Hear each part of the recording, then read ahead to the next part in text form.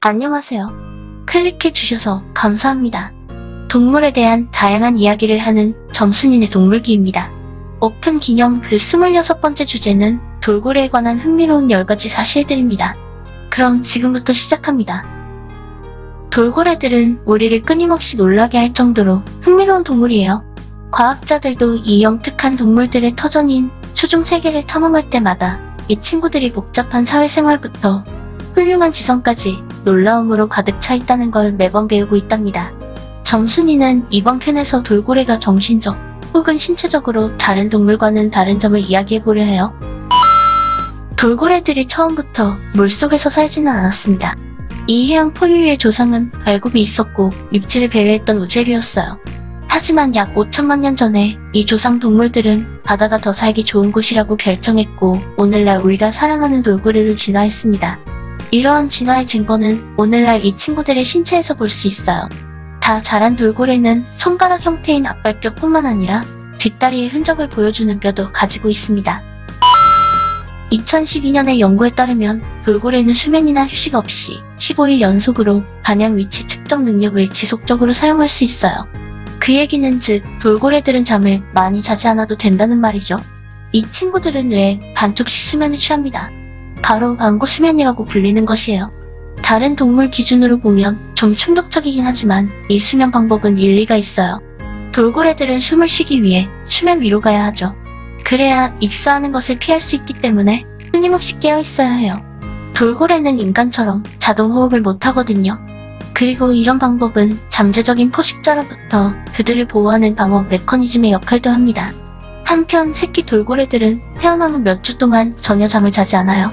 과학자들은 이것이 새끼들을 포식자로부터 더 빨리, 더 잘 도망갈 수 있도록 돕고 몸이 지방을 축적하는 동안 체온을 유지하는데 도움을 준다고 생각한답니다. 또한 짧은 수면은 새끼 돌고래의 뇌의 성장을 촉진한다고 여겨지고 있어요. 만약 여러분이 돌고래가 무언가를 먹는 것을 본 적이 있다면 이 친구들이 먹이를 한 입에 꿀꺽 삼키는 것처럼 보였을 거예요. 사실 돌고래는 씹지는 않고 이빨은 단지 먹이가 도망가지 못하게 하는 용도이기 때문이죠. 만약 잡은 사냥감이 한 입에 먹기에 좀 크다면 돌고래들은 먹이를 흔들거나 회자에 문지르는 방법을 써서 더 다루기 쉬운 조각으로 찢어버릴 거예요. 이 친구들이 왜 씹는 것을 포기하도록 진화했는지에 대한 한 가지 이유는 돌고래들이 잡은 물고기들이 헤엄쳐 달아나기 전에 빨리 먹어야 했기 때문이라는 거예요. 씹는 과정을 걸으면 물고기들이 도망칠 기회가 줄어들거든요. 과학자들은 호주의 샤크베이에 살고 있는 돌고래들이 도구를 사용한다는 것을 발견했어요. 몇몇의 돌고래들이 원뿔 모양의 해면을 뜯어내서 사냥터로 가져갔고 그곳에서 얘네들은 숨어있는 물고기를 찾으려고 모래바닥을 뒤질 때 그 해면을 사용했습니다. 이런 행동을 스펀징이라고 부르는데 이게 돌고래의 도구 사용에 대한 첫 번째 사례는 아니에요. 과학자들은 이 스펀징이 돌고래들이 사냥할 때 민감한 입 주변을 보호하기 위한 행위라고 생각하고 있죠. 그리고 이건 돌고래의 지능을 보여주기도 하지만 돌고래의 사회적 기술에 대한 증거도 보여줍니다. 이런 기술은 어머니로부터 딸로 전해지는데 이것은 동물들 사이에도 문화가 있다는 걸 보여주는 거예요. 샤크베이의 돌고래들을 연구하던 또 다른 과학자들은 이 친구들이 공통된 관심사를 기반으로 요정을 발전시킨다는 걸 발견했습니다. 앞에서 말한 해면을 이용하는 행위는 수컷 돌고래에게는 흔하지 않은 것이어서 학자들은 해면을 자주 사용하는 수컷 돌고래를 집중 관찰하기로 했어요. 그 결과 해면을 사용하는 수컷 돌고래들은 똑같이 스펀징을 하는 친구들과 훨씬 더 많은 시간을 보낸다는 걸 확인했죠. 이것은 공통된 관심이 돌고래들의 사회적 유대관계 형성에 중요한 요소라는 걸 보여주고 있어요. 점순이네 동물기를 보신 분이면 돌고래들이 활발한 의사소통을 한다는 사실을 알고 계실 거예요. 그런데 얘네들의 소통 기술이 이름을 부르는 데까지 이르렀던 사실을 아는 분은 많지 않을 것 같아요. 2013년에 발표된 연구에 따르면 무리에 속한 돌고래는 이름처럼 고유한 신원 확인 수단인 서명호각이란 것을 가지고 있답니다. 과학자들이 서명호각을 녹음하여 돌고래 무리를 향하여 재생시키자 돌고래들은 각각 자기의 서명 호각에만 반응하고 대답한다는 걸 볼 수 있었어요. 그리고 다른 낯선 무리에 서명 호각을 들려줬더니 아무도 응답하지 않았습니다. 이것은 이 친구들이 특정한 호출에만 응답한다는 증거예요. 돌고래들은 먼 거리에서 서로 의사소통을 해야 하는 매우 사교적인 동물이라는 점을 고려해보면 이렇게 인간이 하는 방식과 비슷하게 이름을 사용하도록 진화한 것이 쉽게 이해가 가긴 해요. 이름으로 의사소통을 하는 것 이외에도 예전에는 인간만의 능력이라 생각되던 협동 작업도 돌고래들은 능숙하게 해냅니다. 2018년에 한 테스트에서 돌고래가 자신의 행동을 동료에게 동기화시켜서 문제를 해결하고 그에 따른 보상을 얻어간다는 걸 알아냈죠. 이 테스트는 한 쌍의 돌고래가 각자 개별 버튼을 누르면 보상이 나오는 구조였는데 돌고래들은 이 테스트에 협동이 필요하다는 사실을 알아낸 후 결국은 성공했습니다.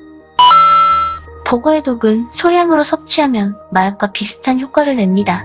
돌고래들은 이 사실을 알아내고선 쾌락을 위해 보고의 독을 이용하죠. 2013년에 영국 방송사 BBC는 무리 안에서 보고를 서로 돌려가며 물고 노는 돌고래들을 발견했는데 이 친구들은 보고독이 주는 마약 효과에 취해 수면에 매달리듯 있었고 방송국은 이 장면을 촬영하는 데 성공했죠. 이 TV 프로그램의 제작자로도 일했던 동물학자 로필리는 이렇게 말했어요. 이것은 젊은 돌고래들이 의도적으로 취하기 위해서 하는 행동입니다. 몇 년 전 사람들이 환각 효과를 얻기 위해 두꺼비를 핥던 그 열풍이 떠올랐습니다. 1960년대 이래로 미국 해군은 돌고래의 수중 지뢰를 찾는 데 이용했어요. 탐지견들이 후각을 쓰듯이 돌고래는 반야미치 측정을 이용했죠. 넓은 지역을 스캔할 수 있는 뛰어난 능력을 통해 미 해군은 많은 수의 수중 지뢰를 해제시킬 수 있었습니다. 이 친구들의 능력은 사람이 만든 기계보다 뛰어났어요.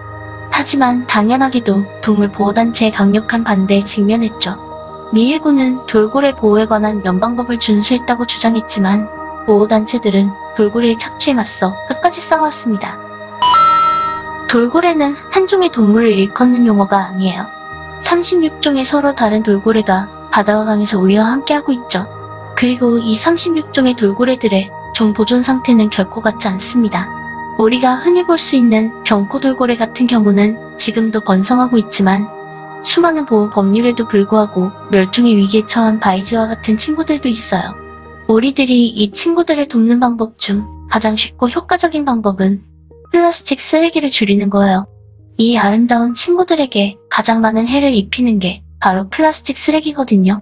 아니면 큰맘 먹고 해양 청소 프로그램에 참여하는 것도 훌륭한 방법이에요. 이번에는 많은 사람들이 사랑하고 보고 싶어하는 돌고래에 관한 흥미로운 10가지 사실들에 대해 이야기해봤어요.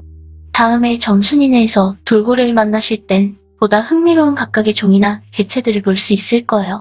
그럼 점순이네 동물기는 다음 편에서 또 다른 동물 이야기로 돌아오겠습니다.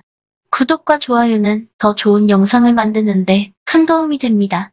지금까지 시청해주셔서 감사합니다.